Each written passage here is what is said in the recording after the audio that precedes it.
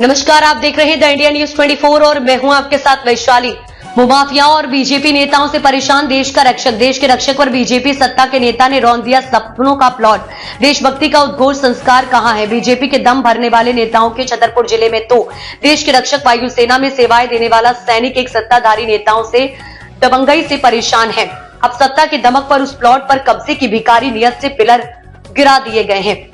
भैया क्या नाम है आपका? मेरा नाम शिवम गुप्ता है। मैं भारतीय वायुसेना में कार्यरत हूँ अभी। कहाँ रहते हैं आप? कहाँ के रहने वाले? मैं लव कुश नगर का निवासी हूँ, जी। माता उम्रवनी मंदिर के पास। क्या क्या समस्या है?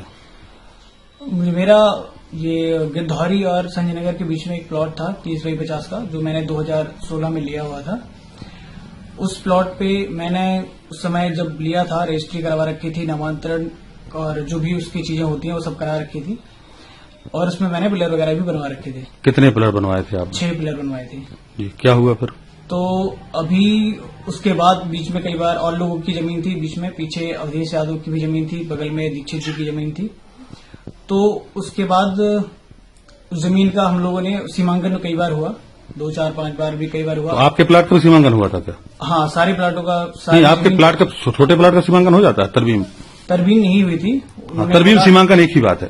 तहसीलदार ने, मैं गया था तहसीलदार ऑफिस, तो उन्होंने तहसील से मुझे बोला गया था कि 14 आरे जमीन पड़ रही है आपकी, 14 आरे का वो तरमीम नहीं होती है, 20 आरे से ऊपर होनी चाहिए कम से कम।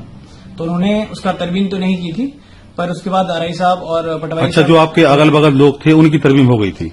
हाँ, उन्होंने बोला था कि इनकी तरमीम होगी। आपको सूचित किया गया? नहीं किया गया? नहीं, उसके लिए मुझे सूचित नहीं किया गया। फिर क्या हुआ? फिर उसके बाद मेरे पिलर बने हुए थे और उसके पीछे अवधेश यादव जी का कार्य चल रहा था अभी जी।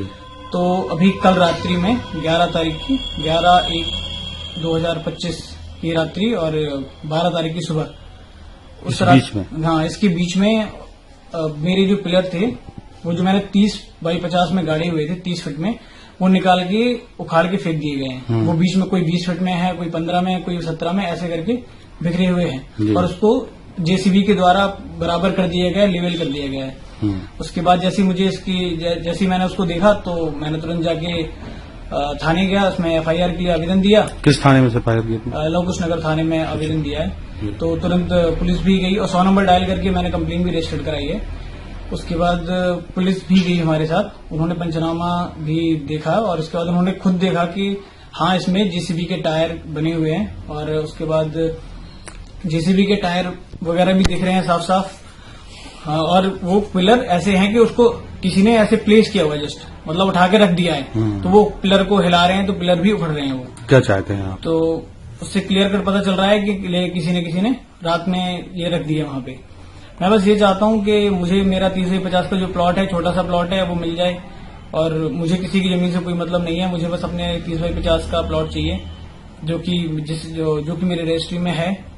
तो इन लोगों के खिलाफ मामला दर्ज करने का आवेदन दिया आपने? हाँ, मैंने उन लोगों के खिलाफ मामला दर्ज करने का आवेदन दिया है जिसने मेरे पिलर वगैरह उखाड़ के फेंके हैं या हटाए हैं। तो वो उसे वापस से 30/50 का मुझे जगह मिले और जो भी उसका हर्जाना है वो मुझे चाहिए। और मैं शासन से ये अनुरोध करना चाहता हूँ कि जो भी इसकी उक्त कार्रवाई है उसको जल्दी से जल्दी करें। ये राजनीति के दबाव में आके ये मेरे साथ कुछ गलत ना करें। मैं भी देश के लिए ही काम कर रहा हूँ, देश का सैनिक हूँ और मैं चाहता हूँ कि मेरे साथ न्याय हो। अब तक के लिए इतना ही। वीडियो को लाइक और शेयर करें और चैनल को सब्सक्राइब करें।